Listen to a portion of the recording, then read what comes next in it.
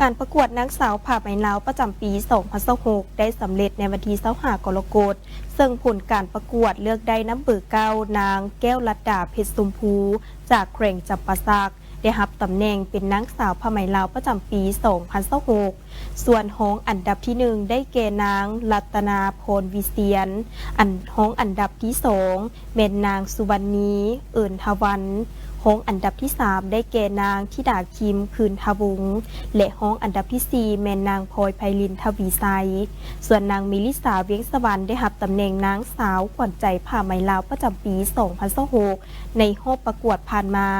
บรรดานางสาวได้แสดงความสามารถความงามและบุคลิกภาพผ่านการนุ่งสุดประจำโครงการสุดบูฮานและสุดเจ้าสาวจากห้องเสือสั้นน้ำที่ให้การสนับสนุนแต่ละคนได้ถ่ายทอดเสน่ห์ความมั่นใจและเอกลักษณ์ของตนตามหลักเกณฑ์การตัดสินของคณะกรรมการนอกจากนั้นนางสาวทั้ง24 คนยังได้ร่วมตอบคำถามจากคณะกรรมการเพื่อประเมินความรู้ไหวพริบความสามารถในการสื่อสารและวิสัยทัศน์ต่อการอนุรักษ์และสืบสานคุณค่าผ้าไหมลาวควบคู่กับวัฒนธรรมอันดีงามของชาติการค้นหานางสาวผ้าไหมลาวครั้งนี้เพื่อสืบต่อภารกิจในการอนุรักษ์ส่งเสริมและเผยแพร่คุณค่าผ้าไหมลาวสู่สังคมและสายตาของนานาชาติให้รับรู้ความเป็นลาวที่มีวัฒนธรรมการนุ่งถืออันจบงามแผนกศึกษาธิการและกีฬานครหลวงจันทร์ได้จัดพิธีสรุปผลการสอบเสิ่งจบสั้นมัธยมศึกษาตอนปลายม .7 ทั่วนครหลวงจันทร์ประจำศุกร์เฮียน2025 2026ขึ้นในวันที่30 กรกฎาคมอยู่ที่ศูนย์การค้าลาวไอเตกโดยการเข้าร่วมของทานศิริรัตน์ทงศิลป์ทองเพ็งประธานคณะกรรมการปกครองนครหลวงจันทร์มีห้องการศึกษาเมืองผู้อำนวยการโรงเรียนครูอาจารย์และน้องนักเรียนเข้าร่วมในศุกร์เฮียน2025 2026นี้นครหลวงจันทร์มีนักเรียนสั้นม .7 ทั้งหมด 9,406 คนผ่านการคุ้มครองและติดตามการเรียนการสอนมีนักเรียนประละการเรียน64 คนโจะการเรียน47 คนและบ่มีเงื่อนไขสอบเสียง4 คนเฮ็ดให้มีนักเรียนเข้าร่วมสอบเสียงตัวจริงทั้งหมด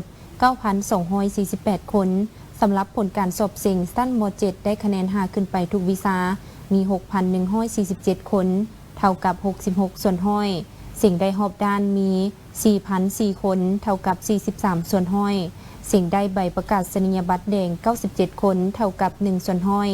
นอกจากการสอบสิ่งจบสั้นแล้วนักเรียนเก่งจากนครหลวงจันทร์ยังได้สร้างผลงานอันน่าภาคภูมิใจในการสอบสิ่งแข่งขันนักเรียนเก่งระดับชาติประจำศุกร์เฮียน2025-2026โดยมีนักเรียนม .4 และม .7 เข้าร่วมแข่งขันทั้งหมด16 คนมาจากโรงเรียนภาครัฐ6 คนภาคเอกชน10 คนสามารถญาติได้รางวัลเซ็นอันดับที่1ได้รับเหรียญคำ5 คนในวิชาฟิสิกส์ศาสตร์และเคมีศาสตร์ขั้นม .4 วิชาภาษาลาววรรณคดีคณิตศาสตร์และเคมีศาสตร์ขั้นม .7 อันดับ2ได้รับเหรียญเงิน4 คนวิชาภาษาลาววรรณคดีวิชาคณิตศาสตร์ขั้นม .4 และวิชาเคมีศาสตร์และคณิตศาสตร์ขั้นม .7 อันดับ3ได้รับเหรียญทองแดง1 คนวิชาเคมีศาสตร์ขั้นม .4 พร้อมนี้ก็ได้รับรางวัลชมเชย4 คนในวิชาภาษาลาววรรณคดีฟิสิกส์ศาสตร์เคมีศาสตร์ขั้นม .4 และวิชาภาษาลาววรรณคดีขั้นม .7 ในพิธียังได้รับใบย่องยอและรางวัลให้ครูบำรุงนักเรียนเก่งระดับชาติมอบให้นักเรียนเก่งระดับชาติม .4 และม .7 มอบใบย่องยอให้คณะรับผิดชอบ4นำรวมตัดสินผลการสอบเสียงม .7 คณะเฉพาะกิจลงติดตามการสอบเสียงคณะกรรมการรับผิดชอบเวียกสอบเสียงและคณะกรรมการอื่นๆพร้อมนี้ยังได้มอบใบย่องยอให้นักเรียนที่สามารถญาติได้ใบประกาศนียบัตรแดงจบสั้นม .7 ในจำนวน97 คนตื่มอีกการแข่งขันเรือสวงประเภท12สีพายในโอกาสบุญเข้าพรรษาที่บ้านศรีวิไลอ่างน้ำสวงเมืองนาไซทองนครหลวงจันทร์ประจำปี2026ได้จัดขึ้นด้วยบรรยากาศที่ฝดฟื้นมวลซืนมีเรือเข้าร่วมแข่งขันทั้งหมด24 ลำในนั้นคู่สิงสนาเลิศเมนเรือห้านอาหารน้ำเพชรฟ้าน้ำดื่มปารมี1พบกับเรือเทพสอนไซออโต้ ซึ่งคู่นี้สิงไซกันอย่างดุเดือดเพื่อหวังคว้าแชมป์ไปครองส่วนสิงอันดับ 3 ได้แก่เฮืออภิมาวังเวียงพบกับห้านอาหารน้ำเผ็ดฟ้าน้ำดื่มปารามี2ซึ่งสี่พายแต่ละลำสิงไซกันอย่างสุดกำลังเพื่อจ้าวเข้าสู่เส้นไซแห่งไซสนะและผ่านการแข่งขันกันอย่างดุเดือดมวลซืนผลก่อปรากฏว่าอันดับที่ 1 ได้แก่เฮือห้านอาหารเผ็ดน้ำฟ้าน้ำดื่มปารามี1ได้แชมป์ไปครองอย่างสมเกียรติอันดับที่ 2เมนเฮือเทพสอนไซห้านขายรถสอนไซโอโต้อันดับที่ 3 ได้แก่เฮืออภิมาวังเวียงแขวงเวียงจันทน์และอันดับที่ 4เมนเฮือห้านอาหารเผ็ดน้ำฟ้าน้ำดื่มปารามี2ซึ่งการแข่งขันสวงเฮือบ่เพียงแต่เป็นกีฬาเท่านั้นแต่ยังมีความหมายสำคัญทางด้านฮีตของประเพณีที่คนลาวเฮาในแต่ละท้องถิ่นได้ปฏิบัติสืบทอดกันมาจนกลายเป็นวัฒนธรรมอันดีงามของชาติจนถึงทุกวันนี้วันที่28 กรกฎาคม 2026กงกับวันอังคารขึ้น 14 ค่ำเดือน 8 ลาว พศ 2569 แขวงขมวนนำโดยทานไซสนาโคตรปูทรเลขาพักแขวงประธานสภาประชาชนแขวงขมวนพร้อมด้วยบรรดาการน้ำแขวงพาเทรานุเทระ การจัดตั้งบ้านและภาคส่วนเกี่ยวข้องได้ร่วมประกอบพิธีทางศาสนาก่อนการเริ่มก่อสร้างปรับปรุงและบูรณะซ่อมแปลงส่วนอนุสาวรีย์ประธานไก่สดพรหมวิหารที่ตั้งอยู่ที่บ้านพลสะอาดหลัก4เมืองท่าแขกโดยการปรับปรุงและบูรณะส่วนอนุสาวรีย์ประธานไก่สดพรหมวิหารมีเป้าหมายเพื่อปรับปรุงภูมิทัศน์ให้สวยงามและเป็นระเบียบพร้อมทั้งก่อสร้างพื้นที่พักผ่อนสาธารณะและสิ่งอำนวยความสะดวกเพื่อรองรับประชาชนและนักท่องเที่ยวที่เข้ามาเยี่ยมชมพร้อมกันนั้นแขวงก็ยังได้กำหนดเป้าหมายให้สวนอนุสาวรีย์แห่งนี้พัฒนาให้เป็นสวนสาธารณะที่ทันสมัยเป็นจุดเด่นด้านภูมิทัศน์ของเมืองท่าแขกช่วยดึงดูดนักท่องเที่ยวกระตุ้นการพัฒนาเศรษฐกิจท่องเที่ยวและยกระดับภาครัฐของเมืองท่าแขกให้เป็นแหล่งพักผ่อนและแหล่งท่องเที่ยวสำคัญของแขวงในอนาคตซึ่งโครงการดังกล่าวคาดว่าใกล้จะเริ่มดำเนินการก่อสร้างในไวๆนี้พิธีได้จัดขึ้นในวันที่ 30 กรกฎาคม 2026อยู่ที่เมืองจันทบุรีโดยการเข้าร่วมของท่านอาจสพังทองศรีพันดรเลขาคณะพรรคประธานสภาประชาชนนครหลวงเวียงจันทน์ท่านนางสุมาลีธรรมวงศ์เลขาพรรคเมืองจันทบุรีในพิธีท่านบุญเถิงสุวรรณศรีหัวหน้าคณะสมาชิกสภาประชาชนนครหลวงเวียงจันทน์สุดที่ 4ประจำเขตเลือกตั้งเมืองจันทบุรีได้ขึ้นรายงานย่อการจัดตั้งปฏิบัติเวียกงานในระยะผ่านมาซึ่งแสดงให้เห็นถึงผลงานในการนำพาซี่นำอย่างมีผลสำเร็จหลายด้านเป็นต้นได้ลงพบปะและเผยแพร่ผลสำเร็จของประชุมสมัยสามัญของสภาแห่งชาติและสภาประชาชนนครหลวงเวียงจันทน์ได้เก็บกำคำเสนอของประชาชนจำนวน594ปัญหาซึ่งสามารถแก้ไขชี้แจงและแจ้งตอบทั้งหมดแล้วได้เอาใจใส่ติดตามกวดกาการจัดตั้งปฏิบัติการเก็บรายรับเข้างบประมาณตามการมอบหมายของนครหลวงเวียงจันทน์ซึ่งสามารถปฏิบัติได้เกินแผน3 ปีซ้อนพร้อมเดียวกันนี้ท่านยังได้กล่าวลาหน้าที่อย่างเป็นทางการซึ่งในพิธียังได้ผ่านมติตกลงให้ท่านบุญเถิงสุวรรณศรีหัวหน้าคณะสมาชิกสภาประชาชนนครหลวงเวียงจันทน์สุดที่ 4ประจำเขตเลือกตั้งเมืองจันทบุรีเข้ารับอุดหนุนบำนาญจากนั้นท่านอาจสพังทองศรีพันดรเลขาคณะพรรคประธานสภาประชาชนนครหลวงเวียงจันทน์ก็ได้ให้เกียรติขึ้นมอบข้อตกลงฉบับดังกล่าวจากนั้นก็ได้มีพิธีประกาศแต่งตั้งท่านนางสุมาลีธรรมวงศ์เลขาพรรคเมืองเป็นหัวหน้าคณะสมาชิกสภาประชาชนนครหลวงเวียงจันทน์สุดที่ 4ประจำเขตเลือกตั้งเมืองจันทบุรีผู้ใหม่โดยมีพิธีเซ็นมอบรับหน้าที่อย่างเป็นทางการและในพิธียังได้ประกาศแต่งตั้งท่านสุภาเฮืองแก่นทา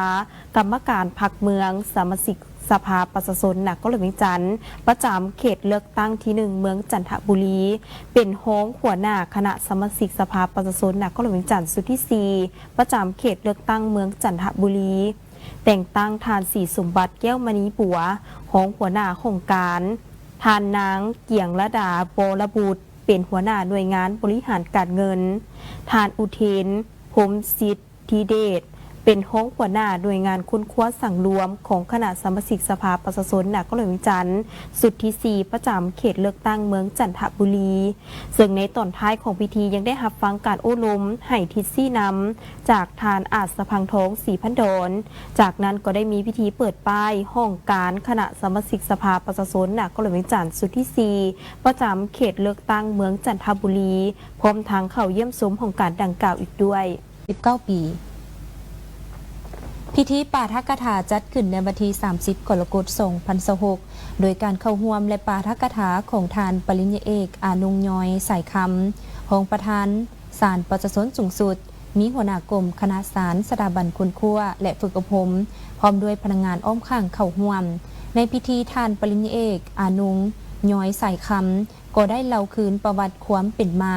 และมูลเสื้ออันองอาจกล้าหาญของประธานสุพรรณวงศ์ที่ได้ประกอบส่วนเข้าในภารกิจต่อสู้กู้ชาติเพื่อปลดปล่อยประเทศชาติประธานสุพรรณวงศ์เกิดเมื่อวันที่ 13 กรกฎาคม 1909 ที่นครหลวงพระบาง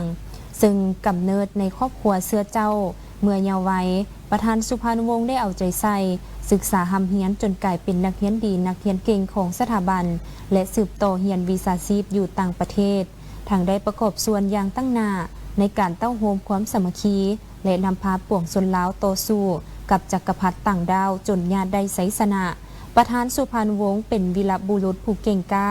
เป็นนักปฏิวัติที่กล้าแก่นยอมเสียสละผลประโยชน์ส่วนตัวเพื่อส่วนรวมของประเทศชาติและเป็นผู้นำที่เคารพฮักของปวงชนลาวทางชาตินอกจากนี้ยังได้นำเอาเอกสารสนธิสัญญามิตรภาพการร่วมมือลาวเวียดนามขึ้นเผยแพร่ให้ฮู้ถึงสายพัวพันร่วมมืออันยืดเยื้อยาวนานของสองชาติที่มีมวลเสื้อสามัคคีช่วยเหลือซึ่งกันและกันในการก่อตั้งและปกปักรักษาประเทศชาติของไทยลาวพิเศษในระยะดำเนินการต่อสู้ปฏิวัติเป็นเวลาครึ่งศตวรรษภายใต้การนำพาของพรรคคอมมิวนิสต์อินโดจีนต่อมาแม่นพรรคประชาชนปฏิบัติลาวและพรรคคอมมิวนิสต์เวียดนามการช่วยเหลือซึ่งกันและกันที่เป็นมวลเสื้ออันดีงามมาแต่ดุนนานนั้นได้เพิ่มทวีความแน่นแฟ้นและเติบใหญ่กลายเป็นความสามัคคีแบบพิเศษในการพัวพันร่วมมือรอบด้านของสองชาติลาวเวียดนามโดยแม่นประธานโฮจิมินห์ประธานไก่ซอนพรหมวิหารและประธานสุพรรณวงศ์เป็นผู้ริเริ่มจากนั้นการนำแต่ละหุ้นของสองพรรคสองรัฐและประชาชนสองประเทศต่างก็เอาใจใส่ปรับปรุงเสริมขยายให้กลายเป็นการพัวพันสามัคคีอันบริสุทธิ์พุทธพองที่หายากในการพัวพันสากลกลายเป็นมรดกอันล้ำค่าของสองชาติลาวเวียดนามให้ยืนยงมั่นคงทะนงแกนตลอดไปจากนั้นผู้เข้าร่วมยังได้รับฟังการปาฐกถาวันสั่งตั้งใส่พัวพันการทูตลาวเวียดนามตื่มอีกการลุกเคลื่อนไหวสุขยูเวียกงานในครั้งนี้ได้จัดขึ้นในวันที่ 30 กรกฎาคม 2026 อยู่ที่แผนกวัฒนธรรมและการท่องเที่ยวนครหลวงจันทร์นำโดยทานธนงไซขุดไพฑูรย์รองประธานสภาประชาชนนครหลวงจันทร์พร้อมด้วยคณะซึ่งมีทานสอนไซสีสมพันธ์หัวหน้าแผนกวัฒนธรรมและการท่องเที่ยวนครหลวงจันทร์ในพิธีทานพ้นจันทร์เพลงภูวันของหัวหน้าแผนกวัฒนธรรมและการท่องเที่ยวนครหลวงจันทร์ได้ผ่านบทสรุปการจัดตั้งปฏิบัติเวียกงานที่พ้นเด่น6 เดือนต้นปีและทิศทาง6 เดือนให้ปี 2026 โดยเฉพาะผลสำเร็จการจัดตั้งปฏิบัติคาดหมายสู่ซนที่สภาหับหองในปี 2026 เป็นต้นการลงสุกยูติดตามกวดกาการสร้างครอบครัววัฒนธรรมให้ได้ 1,200 ครอบครัวสามารถสร้างครอบครัววัฒนธรรมใหม่ได้436 ครอบครัวเท่ากับ 36.33 ส่วนห้อยสาเหตุซักซ่าย้อนลดหาแผนงบประมาณหับไส้ในการจัดตั้งปฏิบัติและจะสู่สนให้ได้ลื่นคาดหมายบ้านวัฒนธรรมตัวแบบให้ได้1 บ้านสำหรับการจัดตั้งปฏิบัติบ้านวัฒนธรรมตัวแบบแมนเวียกอันใหม่ที่นอนอยู่ในคาดหมายฉะนั้นการจัดตั้งปฏิบัติตัวจริงยังซักซ่าซึ่งปัจจุบันกำลังสุ่มใส่ลงมือเฮ็ดเวียกในแต่ละเมืองโดยสมทบกับบ้านและจะให้บรรลุตามแผนคาดหมายที่วางไว้ในท้ายปี 2026 กวดกาประเมินผลบ้านวัฒนธรรมตามแผนปีให้ได้ 11 บ้านกำลังสุ่มใส่สมทบกับเมืองเพื่อแนะนำแบบโฟมการจัดตั้งปฏิบัติจำนวน 8 เมืองมี29บ้าน และจะสู่ซนให้ได้ตามคาดหมายหรือลื่นคาดหมายที่วางไว้ดึงดูดนักท่องเที่ยวเข้ามานครหลวงวิจารณ์ให้ได้2ล้านเถื่อคนสร้างรายรับจากนักท่องเที่ยวให้ได้จำนวน600ล้านดอลลาร์สหรัฐใน6เดือนต้นปีสามารถปฏิบัติได้มีจำนวน1ล้าน1แสนกว่าคนนักท่องเที่ยวต่างประเทศกว่า90ส่วนห้อยคาดคะเนสั่งรายรับจากนักท่องเที่ยว328ล้านกว่าดอลลาร์สหรัฐลงประเมินมาตรฐานท่องเที่ยวอาเซียนเพื่อนำเสนอรางวัลในงานมหกรรมท่องเที่ยวอาเซียนให้ได้7แห่งยังบ่ได้ปฏิบัติสำหรับการจัดตั้งปฏิบัติเวียกงานดังกล่าวนี้ตามแผนที่ได้จัดตั้งปฏิบัติทุกปีแม่นได้กำหนดเอาช่วงเวลาท้ายปีของแต่ละปีจึงจะลงมือจัดตั้งปฏิบัติส่วนการลงเผยแพร่นิติกรรมของเขตวัฒนธรรมให้ได้180บ้านสามารถจัดตั้งปฏิบัติได้56บ้านอยู่เมืองแสธานีและมีแผนสืบโตให้ได้อีก8เมืองซึ่งในตอนท้ายพิธีทานธนงไสคุดไผ่ทูลยังได้มีคำเห็นซี่น้ำเพื่อให้คณะรับผิดชอบนำไปจัดตั้งปฏิบัติให้บรรลุคาดหมายที่สภาประชาชนนครหลวงวิจารณ์ได้รับร้องเอาไว้อย่างมีประสิทธิภาพวันที่28กรกฎาคม2026ได้มีพิธีประกาศสั่งตั้งตาเสงสารคำเป็นตาเสงที่3ของเมืองหาดไซฟงซึ่งจัดขึ้นที่ห้องการตาเสงสารคำบ้านหนองไฮโดยมีพระเทระและให้คณะกรรมการปกครองนครหลวงจันทร์มีทานคำมูลเตียงทราชเลขาพักเมืองหาดไซฟงในพิธีทานบัวใส่ลุนนวงศาประธานคณะกรรมการปกครองเมืองหาดไซฟงได้รายงานว่าตาเสงสารคำห่างจากสำนักงานปกครองเมือง11กิโลเมตรเป็นเขตพื้นที่ที่มีธงเพียงมีเนื้อที่กว้างขวางมีประวัติความเป็นมายาวนานติดพันกับสถานที่ท่องเที่ยวทางด้านประวัติศาสตร์เช่นสถานที่ท่องเที่ยวบูหารกำแพงเมืองเวียงจันทร์ชั้น3มีพื้นฐานโค้งลางคมนาคมที่สะดวกสบายเป็นเขตจุดศูนย์กลางทางด้านเศรษฐกิจการค้าการบริการและการท่องเที่ยวซึ่งเฮ็ดให้การเชื่อมโยงไปมาหาสู่ระหว่างเมืองตาเสงและนครหลวงมีความสะดวกสบายอย่างดีตาเสงสารคำประกอบมี14บ้านคือบ้านหาดสายขาวบ้านสมวังเหนือสมวังใต้หนองไฮสมสนุกหนองแวงสารคำเหนือสารคำใต้ดงพลเล้าดอกฝ้ายดงคำสร้างนาไฮนาไฮและบ้านหนองแฮวมีพลเมืองทั้งหมด 39,000 กว่าคนมี 8,000 กว่าครอบครัวได้รับพ้องเป็นบ้านพัฒนา11บ้านบ้านป้องกันซาดเข้มแข็ง2บ้านพร้อมนั้นยังได้รับพ้องเป็นบ้านป้องกันความสงบดีบ้านแบบอย่างปฏิบัติกฎหมายบ้านวัฒนธรรมและบ้านแบบอย่างด้านสาธารณสุขขั้นพื้นฐานแล้ว14บ้านในพิธีดังกล่าวได้ผ่านข้อตกลงของคณะกรรมการปกครองนครหลวงจันทร์ว่าด้วยการสั่งตั้งตาเสงสารคำมติตกลงว่าด้วยการสั่งตั้งองค์คณะภาคภาคฐานตาเสงสารคำและรับพ้องเอาคณะบริหารงานภาคภาคฐานตาเสงสารคำที่ขึ้นกับองค์คณะภาคเมืองหาดไซฟงผ่านมติตกลงแต่งตั้งคณะบริหารงานภาคภาคฐานตาเสงสารคำและผ่านข้อตกลงแต่งตั้งฐานสุริยาหลวงศรีเป็นประธานคณะกรรมการปกครองตาเสงสารคำแต่งตั้งท่านพันโทเพชรสมรศรีหาปัญญาและท่านนางมณีวรสุนันทราชเป็นรองประธานสำหรับตาเสงสารคำมีบุคลากรทั้งหมด13ท่านหญิง4ท่านประกอบมีคณะกรรมการปกครองตาเสง1ท่านรองประธาน2ท่านกรรมการเป็นหัวหน่วยงาน5ท่านและพนักงานสวยเวียก5ท่านพร้อมนี้ยังได้ย่องย่อให้กับภาคส่วนต่างๆที่ได้ประกอบส่วนในทุกเวียกงานขบวนการเพื่อเฮ็ดให้การประกาศสั่งตั้งตาเสงสารคำได้รับผลสำเร็จอย่างจบงามกองประชุมจัดขึ้นในวันที่28กรกฎาคม2026ผ่านมาภายใต้การเป็นประธานของทานคำเพชรสมวรจิตรองหัวหน้าองค์การอัยการประชาชนสูงสุดมีบรรดาผู้ทรงคุณวุฒิด้านกฎหมายหัวหน้ากลุ่มรองหัวหน้ากลุ่มและผู้ต่างหน้าจากภาคส่วนที่เกี่ยวข้องเข้าร่วม การจัดกองประชุมในครั้งนี้มีความหมายสำคัญต่อการก่อสร้างและยกระดับความรู้ความชำนาญและทักษะวิชาเฉพาะของพนักงานอัยการในการติดตามกฎกาและการตอบโต้เถียงคดีอาญาในที่ประชุมศาลให้ถูกต้องตามขั้นตอนของกฎหมายมีประสิทธิภาพและเป็นเอกภาพในการนำไปปฏิบัติตัวจริงซึ่งในกองประชุมคณะรับผิดชอบก็ได้นำเสนอเนื้อในห่างปึ้มคู่มือเพื่อให้ผู้เข้าร่วมพร้อมกันพิจารณาคุณคั่วสนทนาและประกอบคำคิดคำเห็นอย่างกว้างขวางพร้อมกันนั้นยังได้นำเอาปัญหาตัวจริงในการปฏิบัติเวียกงานมาแลกเปลี่ยนเพื่อถอดถอนบทเรียนและปรับปรุงเนื้อในปึ้มคู่มือให้ครบถ้วนถูกต้องและสามารถนำไปใช้ได้อย่างมีประสิทธิผลนอกจากนั้นยังได้จัดการสาธิตกรณีศึกษาโดยผ่านศาลจำลองคดีอาญาเพื่อเปิดโอกาสให้ผู้เข้าร่วมได้นำเอาความรู้ด้านทฤษฎีมาประยุกต์ใช้ในสถานการณ์จำลองพร้อมทางแลกเปลี่ยนประสบการณ์และเทคนิควิชาเฉพาะร่วมกันเห็นให้บรรยากาศการประชุมเปลี่ยนไปอย่างคึกคืนและสร้างสรรค์ผลสำเร็จของกองประชุมในครั้งนี้จะเป็นพื้นฐานสำคัญในการปรับปรุงปึ้มคู่มือให้มีคุณภาพสามารถนำไปใช้เป็นเอกสารอ้างอิงและหลักสูตรฝึกอบรมรวมทั้งเผยแพร่ให้พนักงานอัยการได้ศึกษาและนำไปประยุกต์ใช้ในการปฏิบัติหน้าที่วิชาเฉพาะเพื่อยกสูงคุณภาพเวียกงานขององค์การอัยการแสงและวันที่29กรกฎาคม2026ที่ห้องว่าการแขวงขมวนฐานสหายขอภัยฐานสายสมรมิตรวงศ์ประธานบริษัทสิริไซก่อ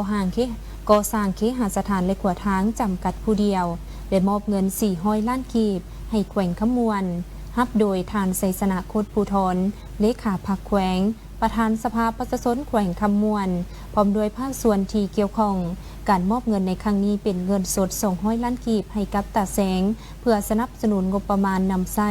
การบริหารเวียกงานของตาแสงเป็นวัตถุอุปกรณ์โต๊ะต่างจำนวน100 สุดให้โรงเรียนมัธยมหนองบกและพัดลม30 หน่วยให้โรงเรียนพรสวรรค์รวมมูลค่า200 ล้านกีบการมอบดังกล่าวสะท้อนถึงความรับผิดชอบต่อสังคมของภาคธุรกิจและเป็นการประกอบส่วนสนับสนุนพัฒนาแขนงศึกษาและเวียกงานแขนงการบริหารของแขวงในโอกาสนี้ฐานไสสนะโคตรภูธรได้มอบไปย่องยอและแสดงความขอบใจมายังบริษัทสิริไซก่อสร้างเคหสถานและขวทางจำกัดผู้เดียวที่ได้ให้การช่วยเหลืออันมีค่าให้แก่แขวงขมวนและต่อหน้าหวังว่าบริษัทจะสืบต่อให้การช่วยเหลือสนับสนุนประกอบส่วนพัฒนาเศรษฐกิจสังคมและยกระดับคุณภาพชีวิตของประชาชนเพื่อร่วมสร้างความเจริญให้แขวงขมวนอย่างยืนยงอาซาหลังศูนย์กลางยกย้ายส่งเคลื่อนย้ายและนำไส้ระบบLIF MIS ใหม่ท่านพันแสงวิภาวันหัวหน้าแผนกการเงินแขวงบริคำไซได้รายงานตัวกกประชุมเปิดกวางครบคณะบริหารงานภาคแขวงครั้งที่5สมัยที่8ให้ฮู้ว่า